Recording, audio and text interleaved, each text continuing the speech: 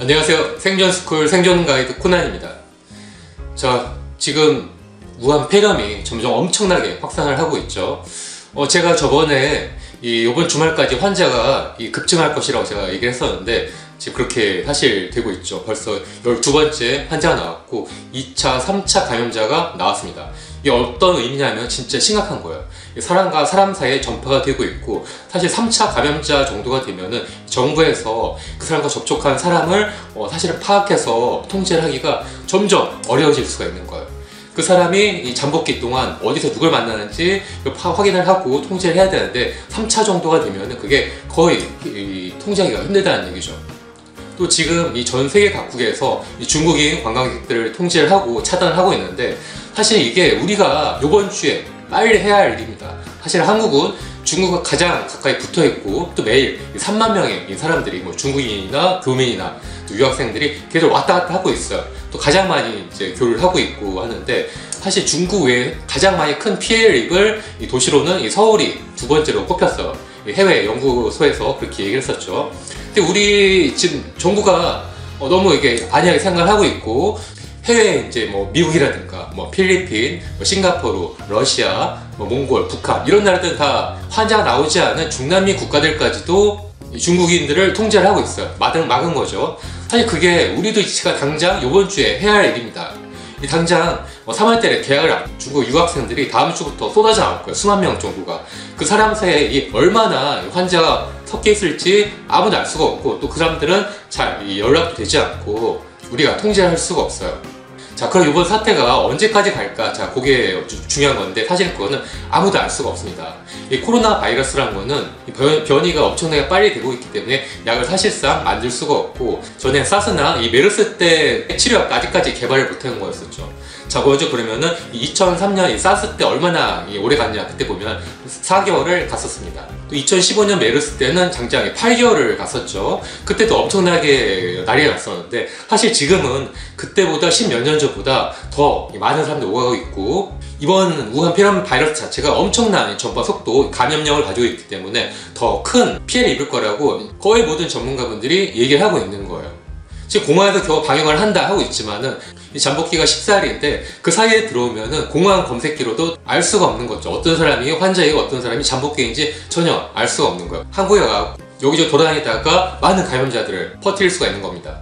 어저께도 이 이화여대에 위치한 큰 CGV 영화관과 또 군산에 있는 대형 이마트에서도 감염자가 마구 돌아다녔다는 게 밝혀져서 난리가 났었죠. 극장 폐쇄하고 소독하고 거기 다녔던 사람들이 패닉에 빠지는데, 지금이 이번 주가 아주 중요한 고비입니다. 지금 빨리 이번 주 안에 정부가 중국인 차단, 또 중국과 거래하는 비행기, 항공기, 배를 딱 막는다고 선언하지 않으면은 지금 이 상태에서 우리가 더 이상 어떻게 할 수 있는 게 아무도 없어요. 그러면은 사스 때 4개월, 또 메르스 때 8개월, 이게 아니라 진짜 1년 내내 혹은 1년 넘게도 그 여파가 갈 수가 있고, 우리나라 같은 경우는 좁은 국토에 많은 사람이 모여 살고 있기 때문에 전파가 훨씬 더 쉽게 된다고요. 남보다, 해외에 있는 어떤 나라보다도 한국이 가장 큰 피해를 볼 확률이 큽니다. 지금 정부나 정치인들 같은 경우는 이 중국의 눈치를 보고 있기 때문에 그런 것들을 미루고 있는, 그게 언젠가는 분명히 중국발 여행기를 차단할 거라고 선언을 할 거라고 봐요. 하지만 그거는 국민이 먼저 큰 피해를 입은 다음에 그런 말을 할 것 같은데, 그래서는 안 되는 거죠. 우리가 지금 당장 이 중국의 한 말을 듣더라도 지금 빨리 통제 선언을 하고 우리 자국민을 안전과 생명을 지키는 게 이 정치인들과 공무원 가장 큰 사명인 거죠. 미국 같은 경우도 이 중국 전역을 여행 금지 단계로 상향 조정을 하고, 또 중국인의 입국을 금지하기로 했죠. 일본 역시도 마찬가지고, 또 그 외에 말레이시아나 싱가포르도 당연히 그렇게 했습니다. 미얀마 같은 경우 중국 여객기가 도착을 하니까 아예 승객들을 내리지 못하게 하고 바로 다시 니네 나라로 나가라고 하고 다시 돌려보냈어요. 필리핀의 두테르테 대통령도 마찬가지로 중국 입국 금지 조치를 명령을 했고요. 전 20년 동안 대재난과 생존법 이런 것들을 연구를 했어요. 그러니까 인간에게 가장 어떤 큰 재난이 뭐냐 하면은 이 전쟁과 바로 전염병이에요. 사실 전쟁 같은 경우도 많은 사람들이 죽지는 않아요.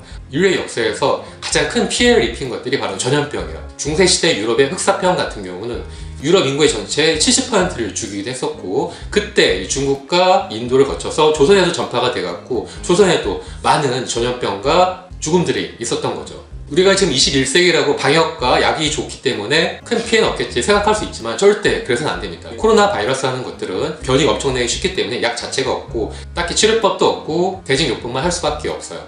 체력이 약한 사람들은 금방 쓰러져서 죽게 돼 있는 거예요. 과도한 공포심을 갖는 것도 좋진 않지만 평소에 미리미리 큰 위험을 차단을 하고 막는 것이 정부와 전문가분들의 아주 중요한 임무인 거죠. 지금 청와대 국민청원 중에 이 중국인의 입국을 막아달라고 하는 분들이 벌써 50만 명을 넘었다고 하고 있죠. 때문에 정부나 이 대통령님도 이 사태를 너무 가볍게 보지 마시고 이제 한국이 엄청난 위기 아래에 닥쳐있다 이런 마음가짐으로 과감하게 결단을 하셔야 합니다. 그래야 우리 한국 국민들의 생명과 재산을 지킬 수가 있는 거예요. 지금이 아주 중요한 순간입니다. 힘드시겠지만 꼭 결단을 해주시기를 요청드립니다. 오늘 영상 재밌게 보셨나요? 재밌고 또 좋은 정보다 생각하시면 꼭 좋아요와 구독 버튼 눌러주세요.